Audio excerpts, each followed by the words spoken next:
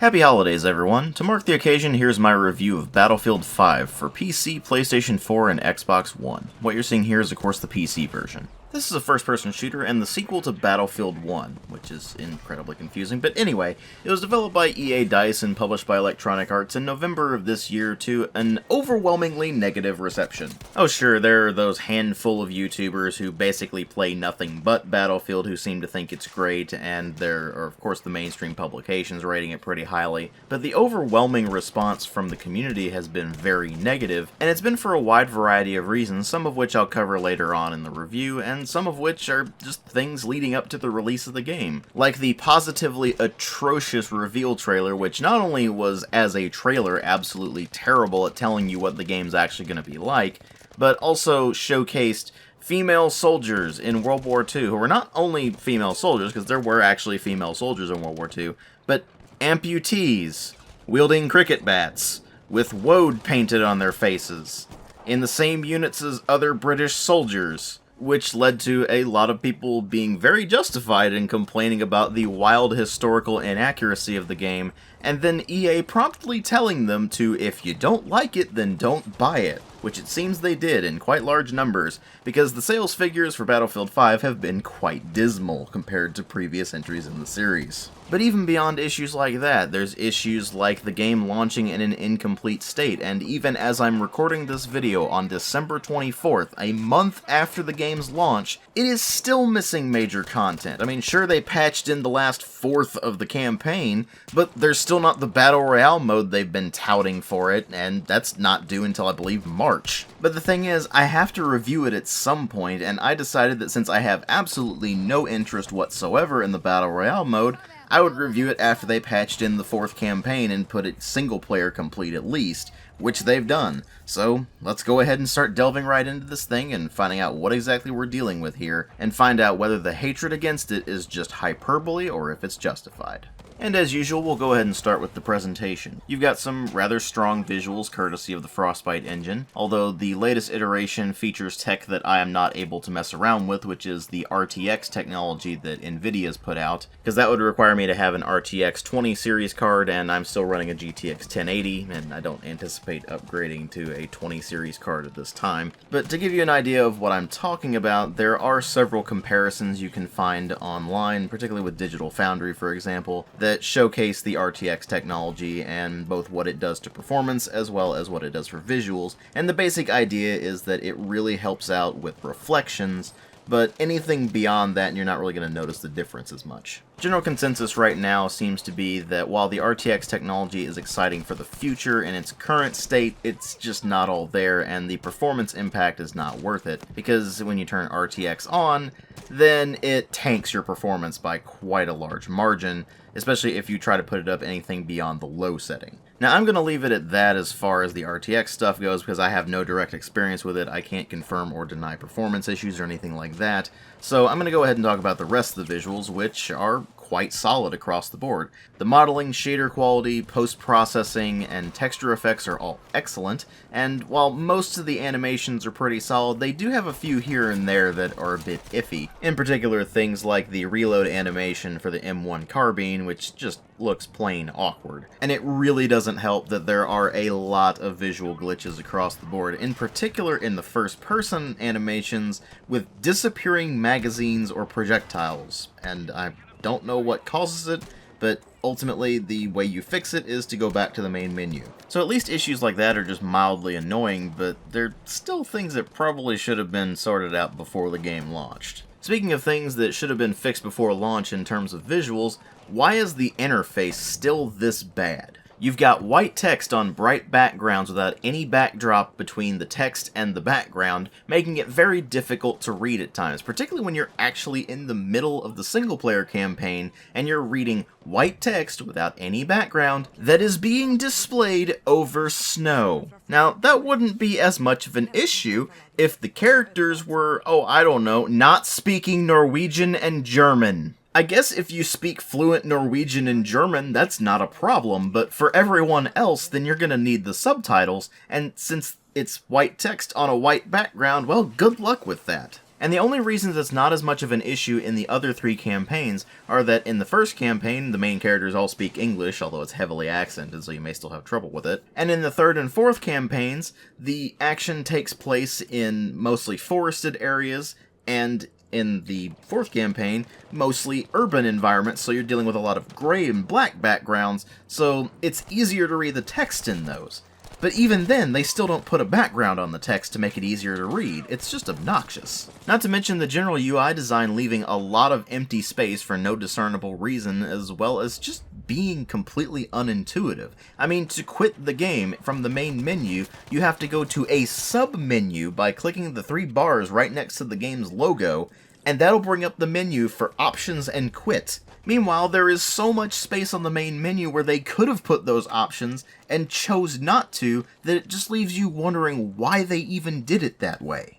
And considering the UI has gotten continually worse over the past several games that DICE has released, it makes me wonder if the people they've got working on the UI have absolutely no idea of even the most basic principles of UI design, or if they know about those and are deliberately avoiding them in order to appear more avant-garde or something. Regardless of whatever the case may be, the UI is garbage. It needs to be fixed, and going forward, DICE needs to actually adhere to even the most basic UI design principles. But given how the last several games have gone and how people have complained about it for every single one of those, I don't really expect them to learn their lesson from this one either. So despite a lot of praiseworthy elements, the visuals are definitely a mixed bag. But luckily when you move over to the sound design, things are considerably more consistent. The sound effects are much like you would expect from just about any Battlefield game at this point, generally quite solid across the board, with some nice bassy explosions and such like that, but it's not quite as good as previous games in the Battlefield series, unfortunately. It's especially noticeable if you go from, say, Battlefield 3 and 4 to Battlefield 5, where in Battlefield 3 and 4, a lot of the explosions were really cacophonous with a lot of bass to them, and the weapon sounds usually had some nice pop to them as well. But then you move over to Battlefield 5, and even on the War Tape setting, which kind of maximizes the punch, the explosions just don't shake you up all that much compared to previous Battlefield games, unless of course it's one of the rocket explosions, which are just absurd. And the weapon fire generally is on what the weaker side of the Battlefield 3 and 4 weapons fire sounded like. That's not to say that the sound effects in Battlefield 5 are wimpy or bad, it's just that they're not quite as good as the Battlefield series used to be. Moving on from sound effects, you do of course have the voice acting, which in most of the campaigns is not in English, as I've said before, so when you're playing the Nordlys campaign, then it's going to be mostly in Norwegian, with some German thrown in there every so often. When you're playing the TIE campaign, then it's primarily in French, and in The Last Tiger, it's entirely in German. In fact, the only campaign that has any English voice acting at all is the Under No Flag campaign, which is concerning a couple of British commandos. And while all the actors certainly do a serviceable job with what they're given, unfortunately what they're given is just not a whole lot to work with. So it really is an instance of doing the best they could with what they had. But then there's the last element of the sound design, and that is the soundtrack. Now, ordinarily with World War II games, I just have to say that it's a pretty generic war movie soundtrack and be done with it. But they actually tried to do something a bit different this time around, and tried to go with something a lot more somber, although it definitely is still a generally orchestral soundtrack. And generally speaking, the soundtrack is quite decent, although when you do end up with action-oriented moments, there's really not all that much music to match, unfortunately. It's really meant more for the slower, more emotional moments, and while those work a bit better, they do come across as a bit overdone sometimes. But other than that, the soundtrack is reasonably solid, and overall the sound design in general is reasonably solid. It's definitely a lot more consistent than the visuals as well, but unfortunately that's not enough to shake the fact that the presentation in general is definitely a mixed bag. But of course what really matter here are the story and the gameplay, and the story in this is split between 4 different mini-campaigns, much like it was split up into several mini-campaigns in Battlefield 1, and it even bears the same overarching name, which is War Stories, and it even opens in much the same way that Battlefield 1 did, by immediately dropping you into the game, not letting you go to the options menu to tweak your graphics or control settings. I don't know why I keep having to say this over and over and over again, but developers, stop forcing me directly into the single-player campaign upon starting the game. I want to go into the options menu first, and make sure all my controls are right, and make sure all my visual settings are correct. Because you know what I really like doing? Not throwing up due to low FOV, and not sitting there scrambling around the keyboard trying to find what damn buttons you have bound to whatever function I'm trying to do at any given point. Oh, and to make matters even more fun, even though it does have cloud saves, and it does save all of your multiplayer information, like your class loadouts and such, to the cloud, it doesn't save any of your single-player information to the cloud, nor does it save your controls, or the fact that you've already completed the intro sequence to the cloud, because when you reinstall the game on another system, or on, say, if you dual boot like I do, and you reinstall it on your other installation of Windows, then it doesn't recognize that you have completed the intro sequence and forces you to do it again. You would have thought that by now they would have figured out how to save that information to the cloud, but apparently not, or they just don't deem it worth their time. I don't know. Regardless, it's incredibly annoying. Anyway, mini rant aside, the intro sequence to the game throws you through the different perspectives like it did in the intro sequence to Battlefield 1, but unlike in Battlefield 1, where the intro sequence gave the impression that it was going to be a wildly different kind of game than what we were used to, and then just pulled the rug out from under you with the actual campaigns, you already have the assumption that they're literally just going to do the exact same thing they did with the Battlefield 1 campaigns here, so the intro sequence just comes across as a been there, done that. It does the expected World War II changed everything, and there were stories of heroism on both sides, and these are some of their stories. And then it throws you into the menu where you can select one of the 3 different campaigns. Oh, I said 3, because when I originally played this, there were only 3 campaigns, they hadn't put in the 4th yet. Just wanted to remind you of that before we continue, and I'll go ahead and start with the first campaign, which is Under No Flag. Now, before I get into the campaign itself, I do want to mention that all of these campaigns are centered around the idea of untold stories of World War II.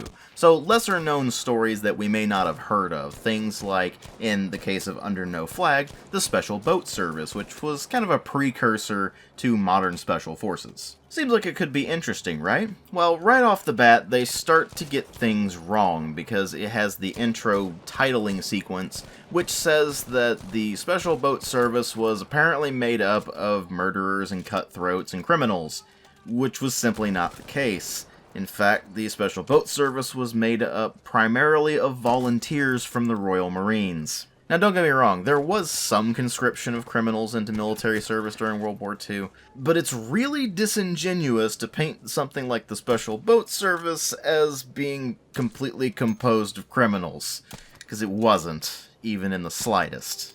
So right off the bat, you can tell that DICE is going to be taking some liberties with their treatment of World War II in the single-player campaign. But just wait, I'll cover more of that later.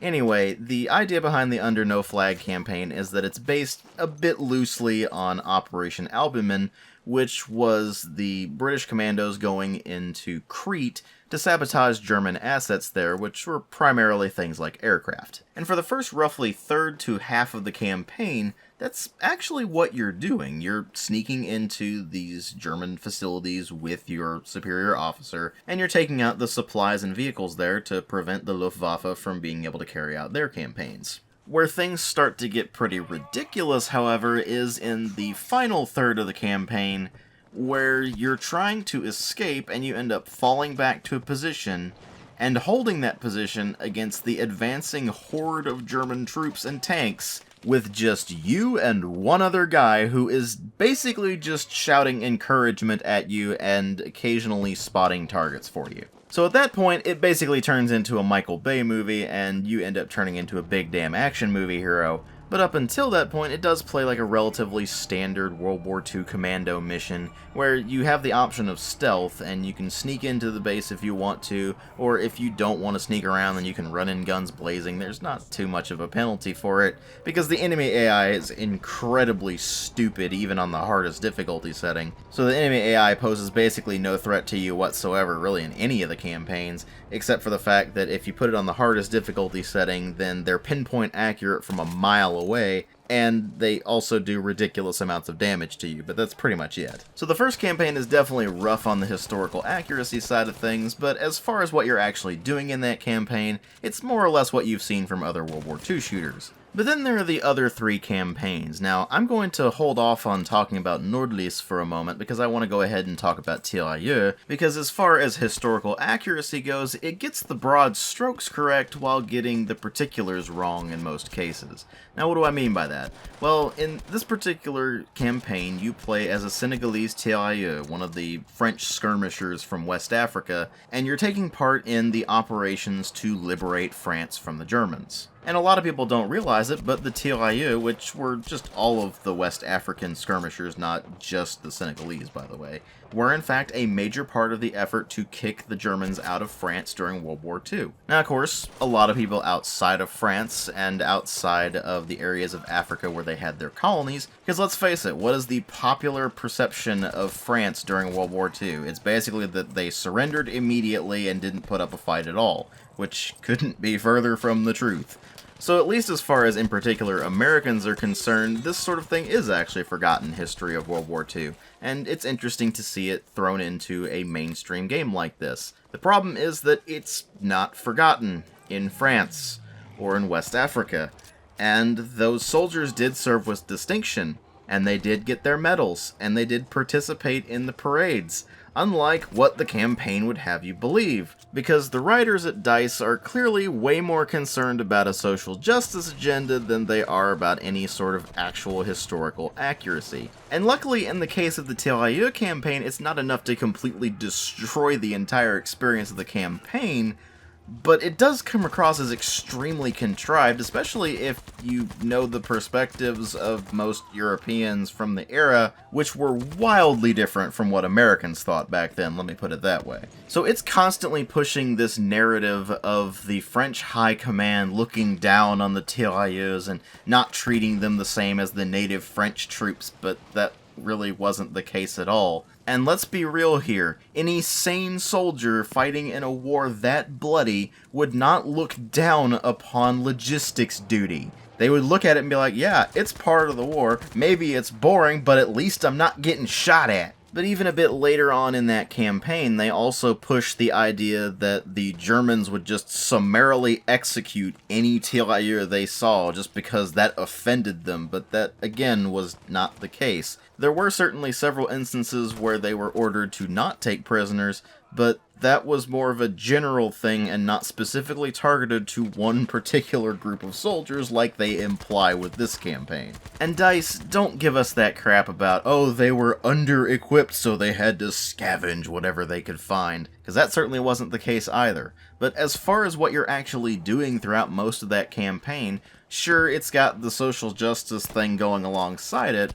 but the actual events that you're going through, the actual battles, are relatively accurate minus the whole social justice agenda. So if you cut that out of that campaign entirely, you know what? It would actually be a pretty fair to middling campaign as far as World War II shooters go, and at least as far as DICE can manage with the Battlefield series anyway. Because let's be fair here, all of the mechanical issues affect all of the campaigns regardless. But I'll cover the mechanical side of things in a moment. Suffice to say, now that I've gone over the Tirailleurs campaign, it's time to talk about the final campaign that the game launched with originally, which is Nordlys, the second campaign, which is about the efforts of British and Norwegian commandos to sabotage German heavy water production during their occupation of Norway.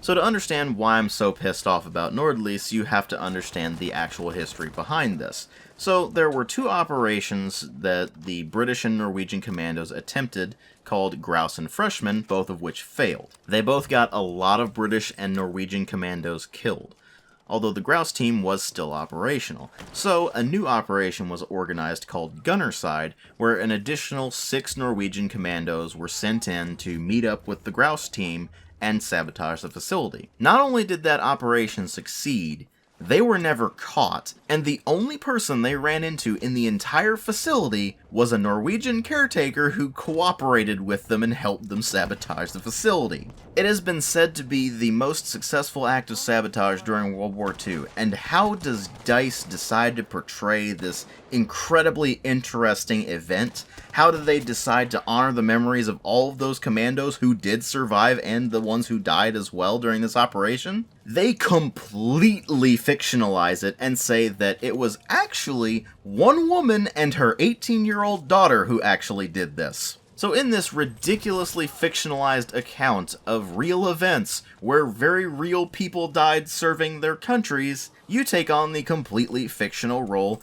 of the daughter, who I can't pronounce her name. I think it's Solveig, but I don't speak Norwegian, so I'm sorry if that's not correct. But regardless, she's introduced sliding in on her skis, and basically taking on the role that it seems to think that the British commandos, who were all men, could not do. So you slide down the mountain on your skis, and you throw your throwing knives at German soldiers, insta-killing them. And then, if you decide that you don't want to go the stealthy route, you can just whip out your Krag-Jorgensen rifle and insta-kill just about any soldier on the battlefield, except for the flamethrower troopers, who take multiple headshots like they did in Battlefield 1.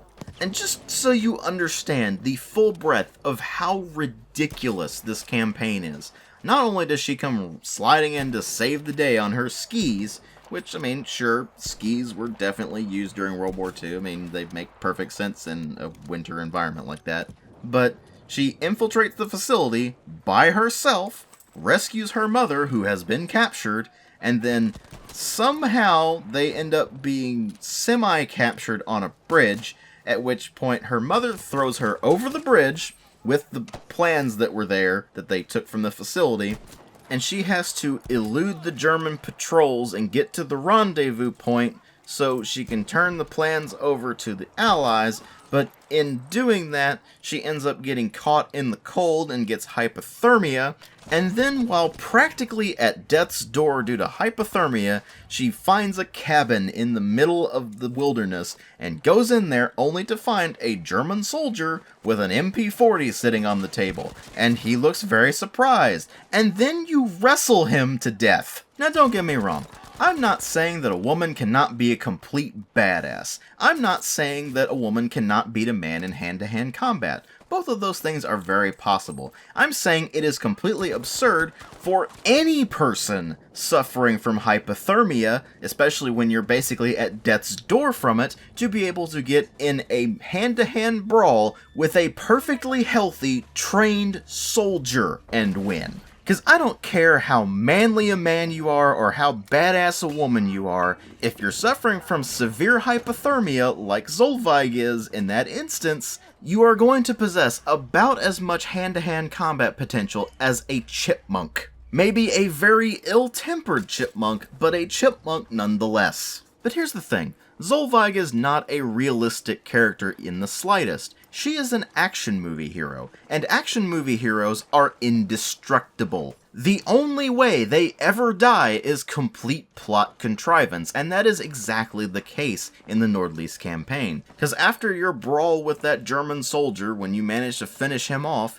it goes through a sequence of her trying to recover in that cabin for the rest of the night, and then in the morning, she just hops out of the cabin and goes about the mission to sabotage more facilities and rescue her mother again. And I would like to remind you that she is, again, doing all of this by herself, with no support whatsoever. And then when you finally do catch up to the mother sacrifices herself to get that one last bit of inventory that the Germans were trying to ship out. Because obviously you have to have a heroic sacrifice that means something, except it only meant something in DICE's writers' heads, because you're not given any opportunity to get attached to either one of those characters. I mean, the entire mini-campaign is an hour long. There's no time for any sort of character development or any sort of attachment you could possibly get with these characters. They're both basically cardboard cutouts, except one of them is the player's avatar in the game world, and that's about it. So once the roller coaster of insanity that is the Nordlyse campaign ends, you're left with one simple realization, that that DICE took actual historical events where real British and Norwegian commandos lost their lives doing something truly heroic, and thought it would be perfectly acceptable to completely bastardize all of that and completely fictionalize all of that just so they could say, hey guys, look, we've got a badass female protagonist. It is downright insulting to not only the memory of those commandos who lost their lives, but the commandos who survived that and went on to fight another day, and the actual history behind all of those events that is so much more interesting than the garbage that DICE put together just so they could feel better about themselves. But the thing that makes it the most insulting is that they felt the need to completely bastardize the actual history to fit their agenda, when there are plenty of actual women who served in World War II and were certifiable badasses that they could have very easily just taken their history and put it in the game. I mean, they could have done something about Russian female snipers, which even Call of Duty has done that. Finest Hour, the Russian campaign, during parts of it, you play as a female Russian sniper. So Call of Duty's even beaten them on this. Meanwhile, there are plenty of other stories of female badasses during World War II. Like, for example, one Russian woman who petitioned the Soviet government to give her a tank so she could go and kill Germans to avenge her husband. And you know what? They gave her a tank, and she went and she killed Germans with it. Or they could have even spiced things up and thrown you into a biplane and had you fly as one of the Night Witches, who were terrifyingly good at what they did. But nope, they apparently couldn't cover any of those historical badasses. No, they had to completely rewrite history for their own ends. That's just plain disgusting. So with a track record like all of that, you would probably expect The Last Tiger to be probably the worst campaign out of all of them, right? I mean, they're tackling something that basically nobody dares to touch, which is you play from the German perspective during World War II. Specifically, in The Last Tiger, you take control of a Tiger tank commander, and you're driving your tank around during the battles in the Ruhr Pocket, which was pretty much Germany's last stand. Their supplies were nearly depleted, their army was basically non-existent at that point, and primarily existed of militia forces at best, and every request that the commanders made to High Command to reorganize so they weren't encircled and entrapped in that place was completely denied, because they were expected to hold out that region for months. And they managed about 13 days of resistance before they finally just surrendered all of their forces. It is not the kind of subject matter that DICE should ever have to handle, because their writing is basically the equivalent of not simply a sledgehammer, but actually a wrecking ball smashing through a wall. So I need you to understand something before I go into my discussion about The Last Tiger. Given what you have just heard, how awful the Nordly's campaign is, and how messy the other two campaigns are, nothing could prepare me for The Last Tiger. I fully expected the level of garbage that was on display in the Nordly's campaign, but amplified even further, because it's obvious that DICE cares more about a social justice agenda than they do about anything regarding historical accuracy or being respectful to the people who actually served during the war. So it will probably shock you to your core that The Last Tiger is what all three of those other campaigns should have been. Oh, don't get me wrong, it does fictionalize quite a bit. It is a video game after all.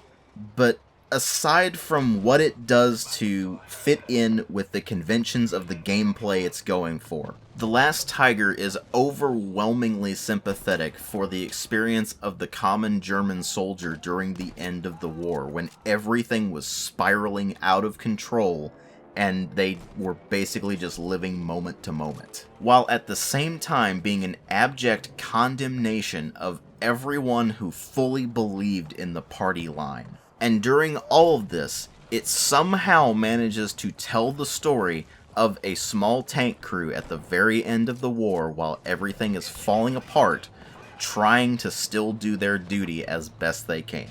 And in this mini-campaign, you play as the tank commander who is trying to hold his crew's morale together, even though he knows deep down that any order they follow is basically suicide at that point. Their orders are to fight to the death. Anybody who is seen as a deserter or tries to surrender is immediately considered a traitor, and if they're caught, is hanged. And of the 4 members of the crew, you have the reasonably level-headed tank commander who, at the very least, believes in his duty and doing that as best he can, because, damn it, he's a good soldier. Then you have the driver, who has been with the crew the longest and has been the tank commander's good friend for quite some time and is increasingly disillusioned with the war. You've got the loader, who has been completely shattered mentally, but he still scrapes by with the crew. And then you've got the gunner, who is the newest addition to the crew and who is a vehement believer in the German cause. He is utterly convinced that not only can the Germans win the war, that they will end the war.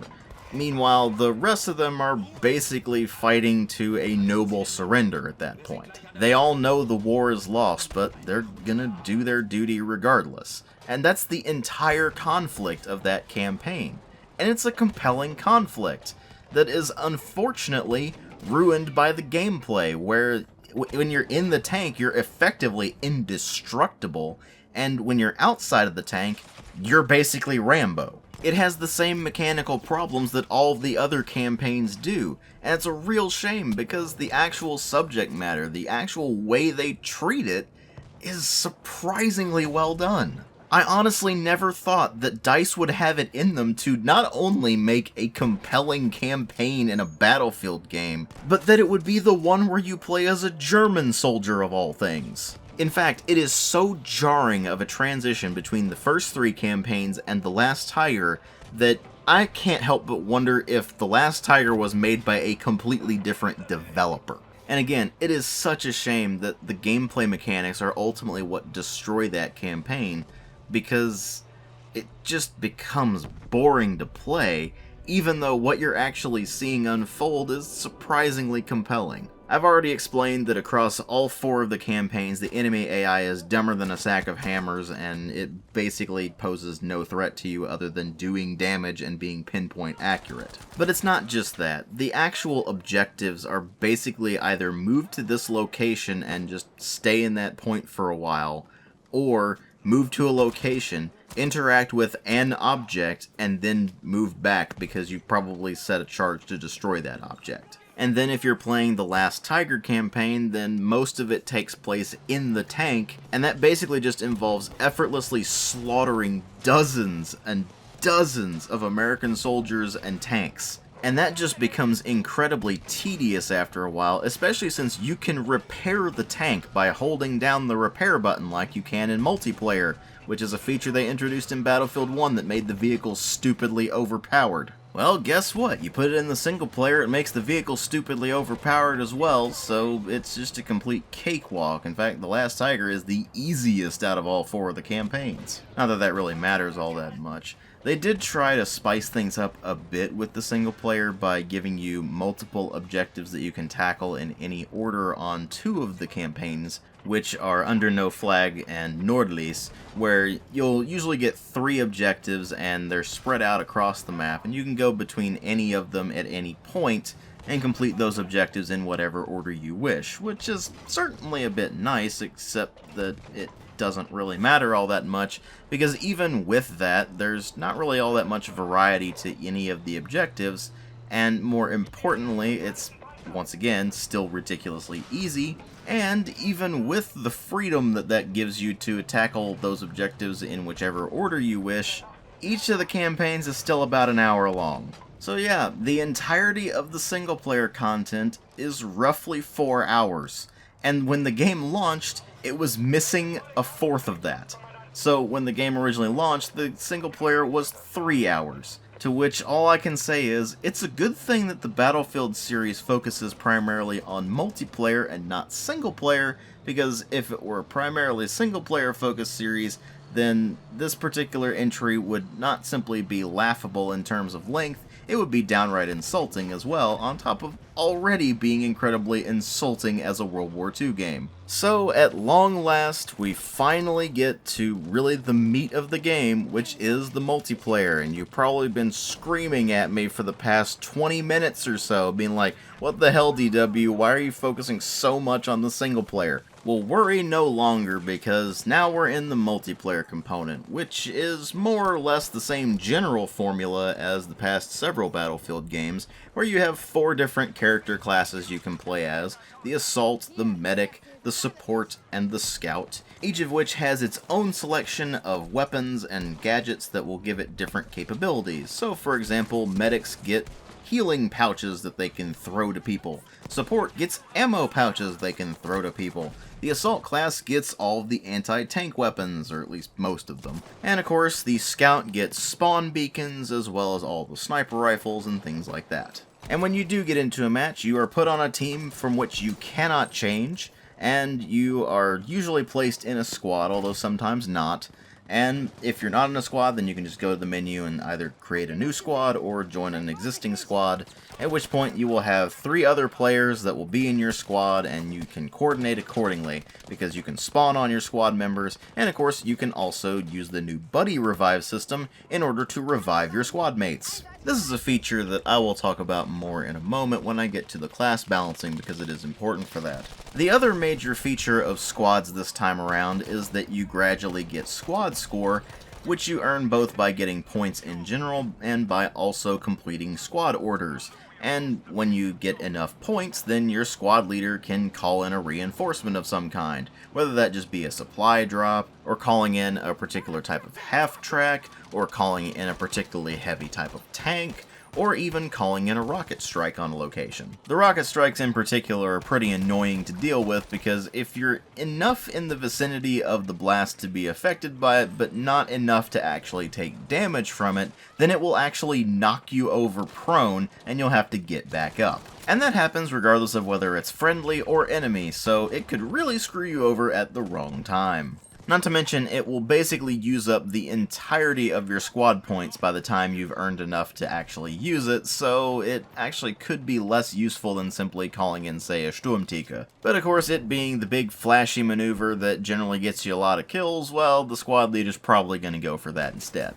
Anyway, that is basically the entire extent of the squad system and the changes they made to it, so it's theoretically a good change until you realize that the changes they made to it aren't really all that helpful for team play. Because sure, theoretically it encourages teamwork by having you go and complete squad objectives and such, but a lot of people forget they're in squads in the first place, and those that do remember often don't really make full advantage of the squad commands. Because you have to remember, the vast majority of the Battlefield audience at this time is now converts from Call of Duty who are much more concerned with padding their KD ratios than actually working as a team and winning the match. Anyway, aside from the squad system, there is also a vehicle spawning system where you have a loadout of vehicles you can choose from, whether that be airplanes or ground vehicles, and you can swap those out in the main menu, and then proceed to spawn in those particular vehicles once you're in the match, as long as you have enough vehicle reinforcements at a given point. Otherwise, you have to wait the considerable amount of time it takes for vehicles to basically respawn, or at least in that particular instance, turn into another respawn ticket for a vehicle.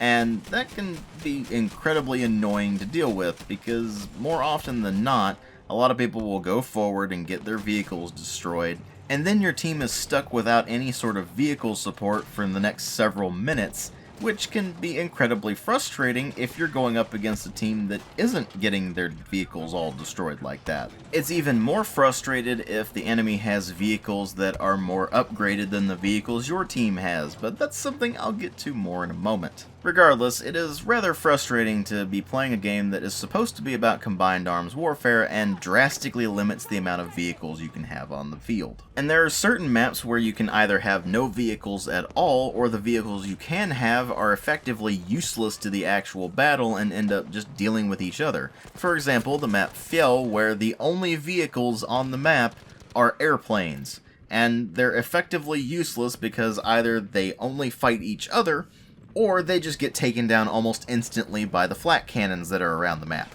In fact, that's something incredibly important to mention. The airplanes are really pathetic in this particular entry in the series because the flak emplacements can take them down like it's nothing, and the only thing they're really good for is fighting other aircraft. I suppose if you practice an awful lot with one of the Stukas, then you can use it to take out enemy tanks, but that's surprisingly difficult to do, and you're more likely to get yourself destroyed in the process. And the general controls for the planes are really no better than they've ever been in the rest of the series. If anything, they're almost worse. So they just end up being frustrating more than anything else, and I decided not to bother with them after a while. So right off the bat, there's basically no point to one of the vehicle classes, although to be fair, airplanes have always had a really odd spot in the Battlefield series, and have never really been all that conducive to combined arms team play. So once you get past all of the weird vehicle spawning systems, you find that there is still theoretically the combined arms gameplay that you would know from the Battlefield series, but the vast majority of your engagements are going to be infantry versus infantry, and again, certain maps are effectively infantry versus infantry only, with the exception of maybe some airplane combat. And even if you do manage to get into vehicle versus vehicle combat, there is of course the ability to self-repair all of the vehicles, which means that they're a lot tougher than they really should be. Especially considering that on armored vehicles like tanks, you can actually get glancing blows that will not do full damage to the target, or there are certain weak spots that you can hit for extra damage and things like that. See, in theory something like that is a good thing, but in practice it doesn't really work out as well as it probably should, and more often than not, the tank battles and the infantry versus tank battles can just be rather tedious. Especially considering that you don't get anti-vehicle launchers until you've leveled up the assault class a bit, so that can be incredibly frustrating to start out. And it also doesn't help that the combined arms focus is all over the place depending on which map you're playing. You see, the game launched with 8 maps, and they added in Panzer Storm a bit after that, and Panzer Storm is an entirely vehicle-focused map, which is absolutely miserable to play as infantry, whereas out of the rest of the maps, only 3 of them are actually designed for anything resembling proper combined arms, and those are Aras, Hamada, and Twisted Steel, and the rest of them are all designed primarily for infantry, and any vehicles that are on the map are at a pretty severe disadvantage. And it's worth noting that during the beta we had access to 2 of the maps, which were Narvik and Rotterdam, and both of them were garbage, so when you go into the rest of the maps for the main game, which ones are actually worth playing? Well, Twisted Steel is pretty interesting. It's the one with the bridge, and Aras has a bunch of fields that make it fairly conducive to decent combined arms, and Hamada is okay at best, but other than those, the rest of the maps are pretty iffy at best. But regardless of which map you're playing, they generally just devolve into a chaotic mess where there's not really much actual semblance of teamwork, and basically nobody's communicating with one another.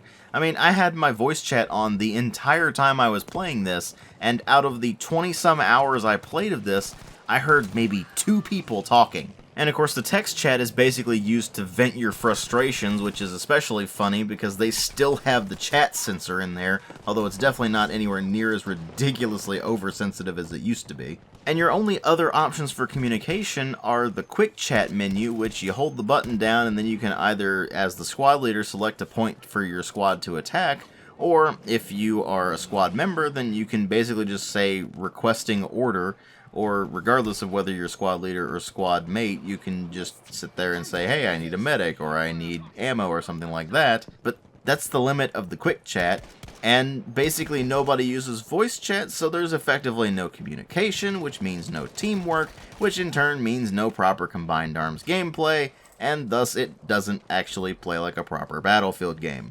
I mean, hell, they didn't even think their new modes all the way through. They introduced a new mode called Airborne as part of the Grand Operations game mode, which is basically a carryover of operations from Battlefield 1, but with some expansion into multiple days of conflict, as opposed to just multiple sectors. And the Airborne mode basically has the attacking team parachuting in from attack aircraft, and the defenders can take out the aircraft and the parachuting dudes, which makes it kind of like shooting fish in a barrel. It is almost laughably easy to defend during the Airborne mode, and it just ends up being something that nobody seems to like. Meanwhile, the rest of the modes are all just carryovers from Battlefield 1, really. I mean, you've got Frontlines mode, which is almost exactly the same. The Conquest and Conquest Assault are carryovers from several of the previous Battlefield games. The only major new introduction is the Final Stand, which is if you somehow manage to end on a draw on the third day of the Grand Operations mode, then it moves into Final Stand, where everybody only has their primary weapon and a very limited amount of ammo, and they only get one life and no respawns. Sounds fairly interesting, right? I have never actually seen it happen. Most of the time, the Grand Operations mode is over by the second day. If it somehow manages to make it to the third, then it usually ends up being a pretty much landslide victory for one side or the other, and it just ends up being pathetic. I honestly don't even know what ridiculous conditions you would have to satisfy to actually get a draw in that mode, but that's what it takes to get to the Final Stand, and like I said, I've never seen it happen. So the new modes end up being a bust, although the older modes that just carry over from previous Battlefield games mostly work out okay-ish. So what about the rest of the multiplayer component? Well, the main thing you constantly see people praising on end for this particular game is the gunplay, which, I mean, it's okay for a Battlefield game, but that's really not saying all that much. This series has never had good gunplay because it was never really about the infantry versus infantry combat. It was all about combined arms. And with each further entry in the series, it's gotten further and further away from that and more into emulating Call of Duty. And when you finally get to Battlefield 5, well, they clearly made it an infantry game first and then just put in the vehicles afterwards. But even if you take it as that, there's also some serious problems with the class balancing that almost ruin the gunplay entirely. So to fill you in on the various weapons that are available for each of the classes, the Assault class gets assault rifles and semi-automatic rifles, so things like the, of course, Sturmgewehr 44, the Volkssturmgewehr, which is what they actually start with, even though it was a piece of garbage, the Gewehr 43, the M1 carbine, things like that, the semi-auto and the fully automatic rifles that are not full-on machine guns. Then the support class gets light machine guns, which are the ones that they can actually aim and fire from the shoulder, the medium machine guns, which deploy on a bipod and you have to be either prone or holding it up against an object in order to aim down the sights, and the shotguns, which are pretty self-explanatory. And the Scout class gets all the bolt-action rifles and all the semi-automatic long-range rifles. And then there's the Medic, which only gets submachine guns and nothing else. They aren't even the close-quarters combat specialists with the submachine guns and the shotguns. They only get submachine guns, which are outclassed at close range by shotguns, and which are outclassed at medium and long range by literally anything else except shotguns. Actually, I take that back, because the M30 Drilling is one of the available shotguns, and it not only has a rifle barrel on it that allows you to shoot it from longer ranges, but for some baffling reason, even the buckshot has a particularly long range to it. This is a pathetically easy thing to fix. All they really need to do is also give the medics the semi-automatic rifles, or give them the shotguns instead of the support class getting the shotguns. Either give them options for medium and close range, or make them the close range combat specialist class. Because as it stands, the vast majority of combat takes place at medium and long range, because the maps are rather large, and close range combat ends up getting shafted unless you just crowd around some specific points.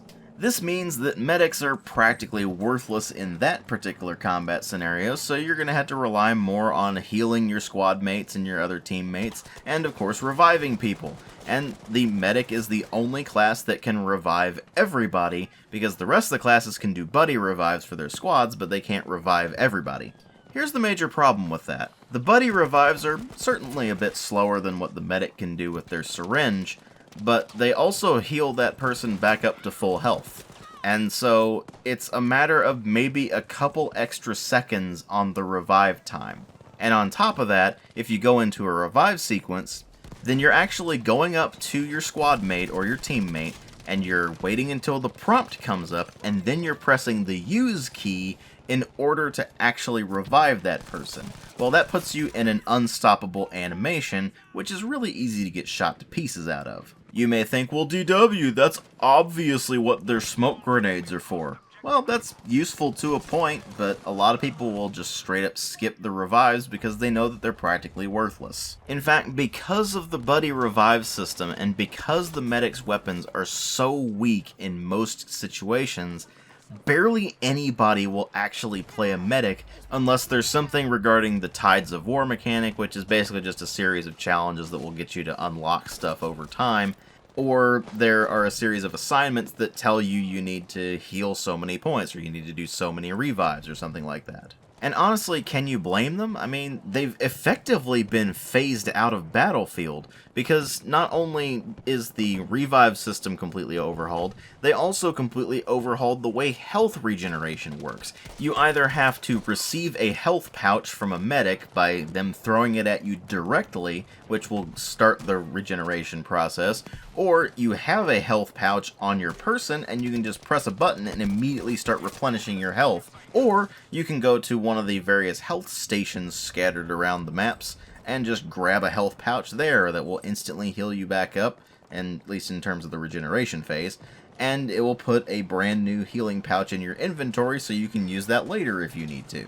Ammo is almost the same way, with the exception that the support class is at least more useful for throwing out extra ammo, because you're going to be burning through ammo a lot faster than you're going to be burning through health. Not to mention, at least the support class gets good weapons, so they've got that going for them too. And then of course, on top of all of the inherent balancing issues just related to their general functions as well as the weapons they can use, well, you've also got the problem of, like in the several previous Battlefield games, a progression system that is terrible. But it's not just that it's terrible, it's somehow worse than the previous ones. You see, now you have your overall rank, which determines basically how many company coins you get, which I'll get to in just a moment.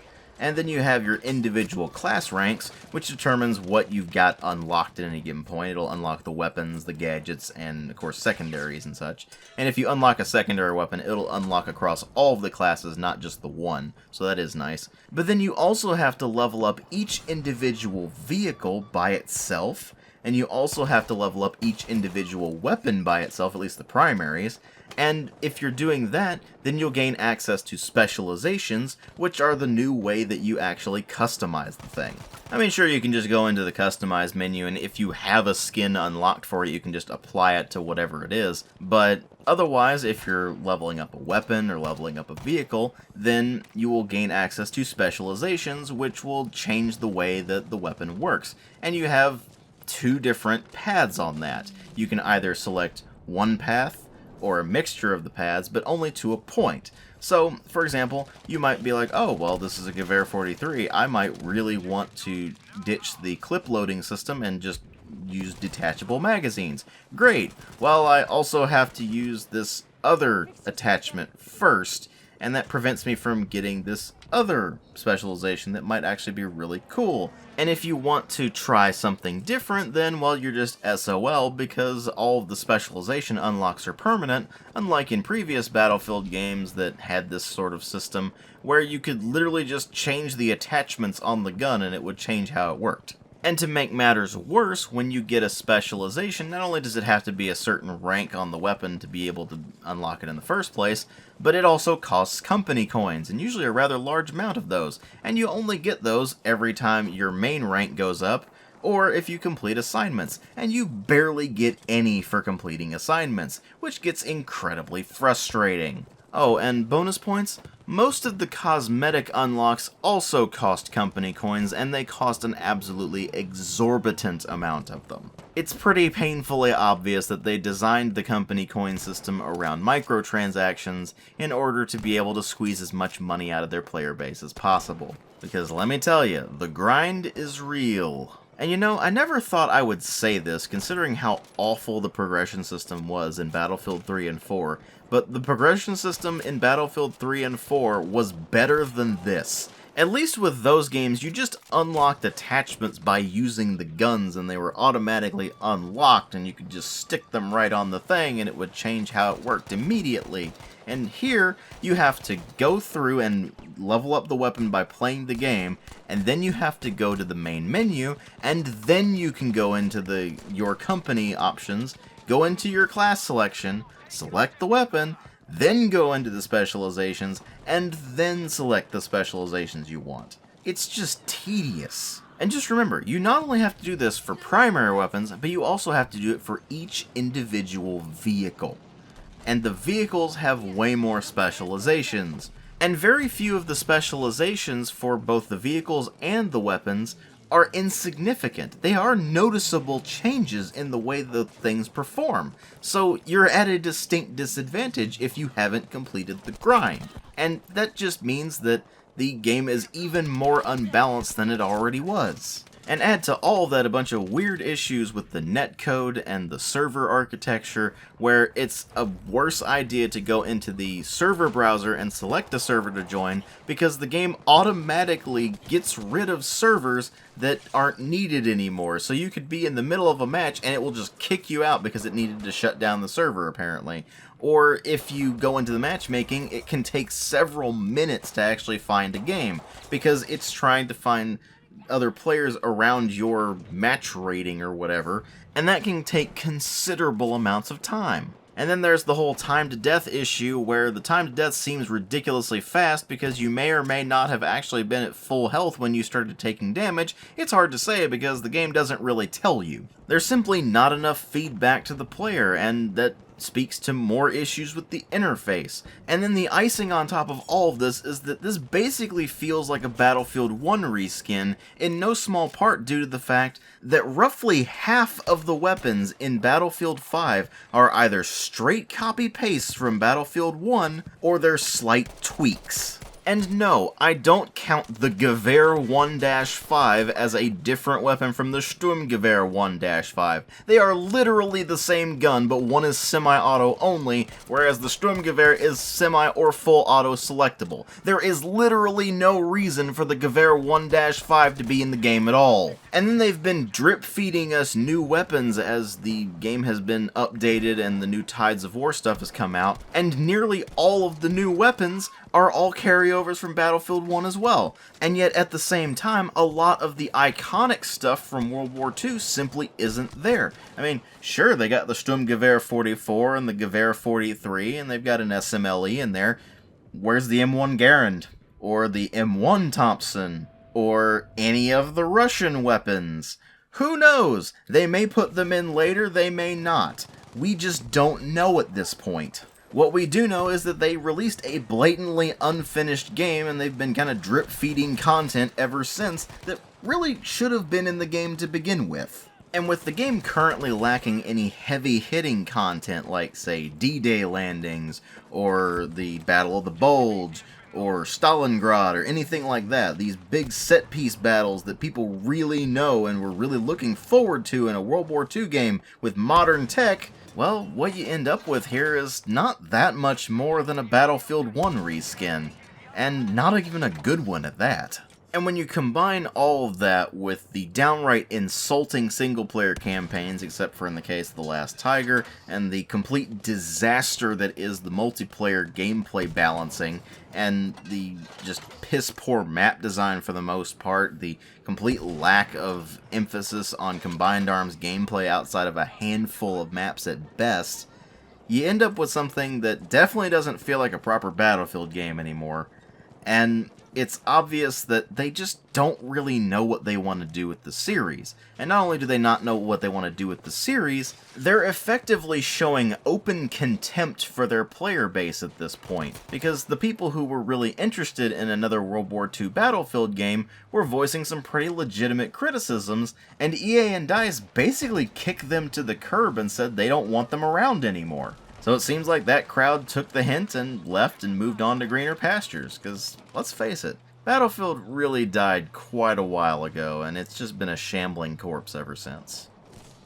And Battlefield 5 is no exception. I give it a 1 out of 5. Thanks for watching.